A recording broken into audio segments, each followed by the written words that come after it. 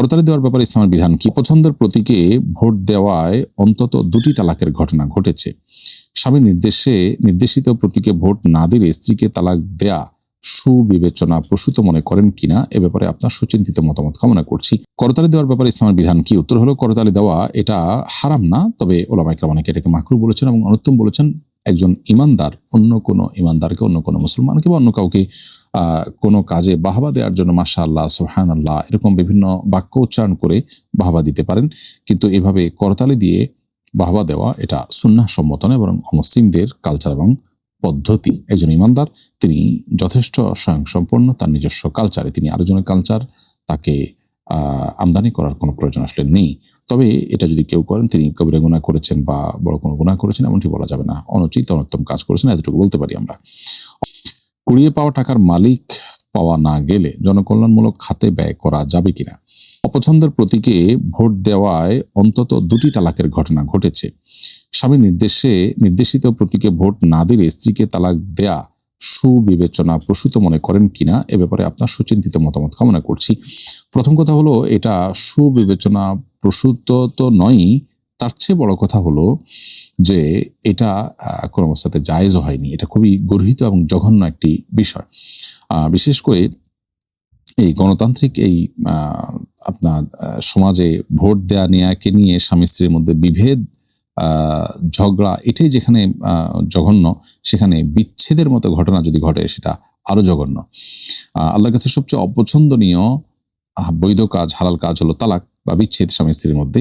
সেটা আবার যদি এরকম জঘন্য কাজকে কেন্দ্র করে হয় তাহলে সেটা অন্যায় এবং জুলুম। এই জুলুম যদি কোনো স্বামী করে থাকেন তার উচিত তওবা করা, ইস্তেগফার করা। এই তালাক প্রত্যাহার করবার মতো তালাক যদি থাকে তাহলে সেক্ষেত্রে প্রত্যাহার করা উচিত, আর আল্লাহর কাছে তওবা করা উচিত। এবং তিনি যে জুলুম করেছেন এটা অত্যন্ত ভয়ঙ্কর জুলুম।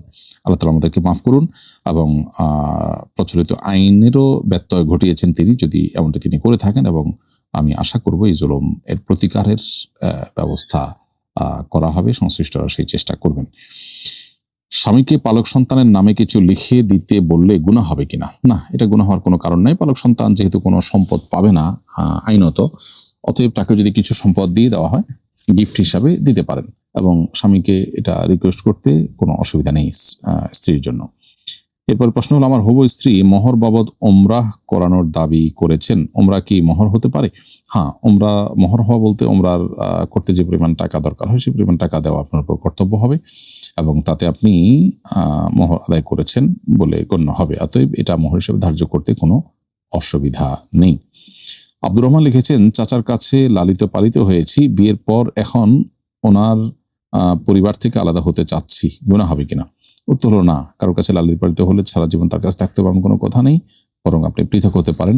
বিশেষ করে যদি সেই ফ্যামিলিতে থাকলে পর্দার অসুবিধা তৈরি হয়, চাচি চাচাতো বোন, তাহলে সেক্ষেত্রে পৃথক হওয়া এমনি কর্তব্য।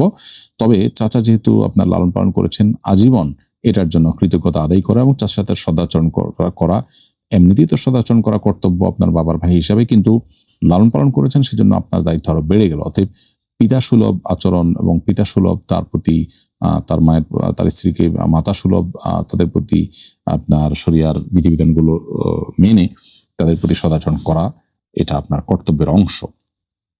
আমি সরকারি চাকরিজীবী, আমার বিভিন্ন কারণে ছুটি নেওয়ার সুযোগ থাকলেও দায়িত্বশীল অফিসাররা আমাদেরকে ছুটি দেয় না ঘুষ ছাড়া।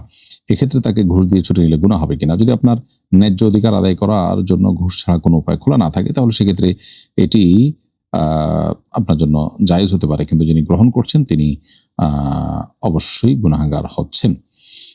কুড়িয়ে পাওয়া টাকার মালিক পাওয়া না গেলে জনকল্যাণমূলক খাতে ব্যয় করা যাবে কিনা?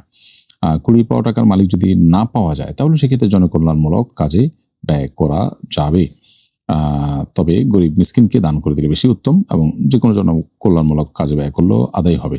আর মালিককে খোঁজার সর্বোচ্চ চেষ্টা করতে হবে, বিশেষ করে যদি গুরুত্বপূর্ণ অ্যামাউন্ট হয়। না পাওয়া গেলে তাহলে সেক্ষেত্রে এটি করলে তখন জায়েজ হবে। দোকান কেনার জন্য আমি অগ্রিম 2 লক্ষ টাকা একজনকে পে করেছি, এই টাকার পর কি জাকাত আসবে? উত্তর হলো, যদি বিক্রয় চুক্তি হয়ে থাকে তাহলে ওই টাকা জাকাত দিতে হবে না, কারণ হলো আপনি টাকাটা দিয়ে দিয়েছেন তাকে একসাথে, এবং সে মালিক হয়ে গেছে, অগ্রিম হিসেবে এটা দিয়ে দিয়েছেন এরকম। আর যদি বিক্রয় চুক্তি না হয় তাহলে সেক্ষেত্রে টাকার জাকাত আপনাকে দিয়ে যেতে হবে। কারণ এ টাকা এখনো তার মালিকানায় যায়নি যদি বিক্রি চুক্তি না হয়ে থাকে। চুক্তি বলতে লিখিত চুক্তি হওয়া জরুরি না, মৌখিক চুক্তিও হতে পারে যে ক্রয় বিক্রয়ের অ্যামাউন্ট চূড়ান্ত হয়ে গেছে, এটা অগ্রিম দিয়েছেন, বাকিটা দিবেন অন প্রসেস আছে, তাহলে এটা জাকাত আর দিতে হবে না, কারণ এটা চুক্তি হয়ে গেছে হিসাবে গণ্য হবে।